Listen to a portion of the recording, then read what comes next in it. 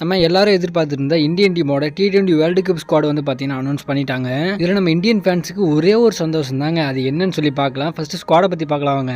இந்த ஸ்குவாடை பொறுத்த வரைக்கும் பார்த்தீங்கன்னா நம்ம சூரியகுமார் யாதவ் தான் கேப்டனாக இருக்க போறாரு. வைஸ் கேப்டனாக வந்து பார்த்தீங்கன்னா அக்ஷர் பட்டேல் தான் இருக்க போறாரு. பிளேயர்ஸை பற்றி பார்க்கலாம். பிளேயர்ஸை பொறுத்த வரைக்கும் பார்த்தீங்கன்னா அபிஷேக் சர்மா, சஞ்சு சாம்சன், திலக் வர்மா, இஷான் கிஷன், அப்புறம் ஆல்ரவுண்டர்ஸை பொறுத்த வரைக்கும் ஹர்திக் பாண்டியா, சிவம் துபே, அக்ஷர் பட்டேல் இவங்க 3 பேர் தான் இருக்காங்க. ஸோ அடுத்த பவுலர்ஸை பார்த்தீங்க அப்படின்னா ஹர்ஷித் ராணா, ஹர்ஷதீப் சிங், குல்தீப் யாதவ், வருண் சக்கரவர்த்தி, வாஷிங்டன் சுந்தர், ஜஸ்பிரீத் பும்ரா. இந்த 15 பேர் தான் 2026 T20 வேர்ல்டு கப் வந்து செலக்ட் ஆயிருக்காங்க. இதுல என்ன ஒரு நல்ல விஷயம்னு பாத்தீங்க அப்படின்னா நம்ம சுப்மன் கில்ல வந்து டிரா பண்ணிருக்காங்க.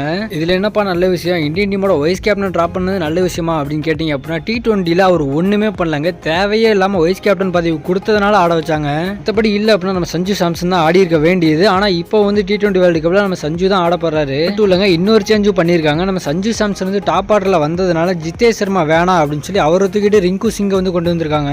ஏன்னா ஃபினிஷிங்ல வந்து நம்ம ரிங்கு சிங் வந்து பயங்கரமா ஆடக்கூடியவருங்க. ஏற்கனவே பார்த்துருப்போம் ஐபிஎல்ல நிறைய மேட்ச் வந்து ஃபினிஷ் பண்ணி கொடுத்துருக்காரு. அவரு கூட ஃபினிஷரா நம்ம ஹர்திக் பாண்டியாவும் இருக்க போறாருங்க. அவங்க 2 பேர் தான் கடைசி வரை ஃபினிஷரா இருக்க போறாங்க. ஓவராலா இந்த டீமை பார்க்கும்போது ரொம்ப ரொம்ப நல்ல டீம் மாதிரி தாங்க தெரியுது. சுப்மன் கில்ல மட்டும் தூக்குனதுனால இப்போ நிறைய இந்தியன் ஃபேன்ஸ் வந்து ஹாப்பியா இருக்காங்க.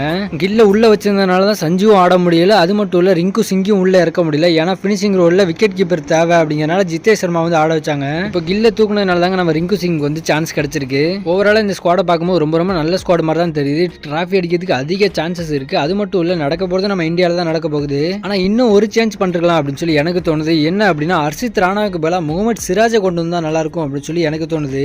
ஹர்ஷித் ராணாவா இல்ல முகமது சிராஜா அப்படின்னு சொல்லி உங்களோட கருத்து என்ன அப்படிங்கறத மறக்காம கீழே கமெண்ட்ஸ்ல சொல்லுங்க.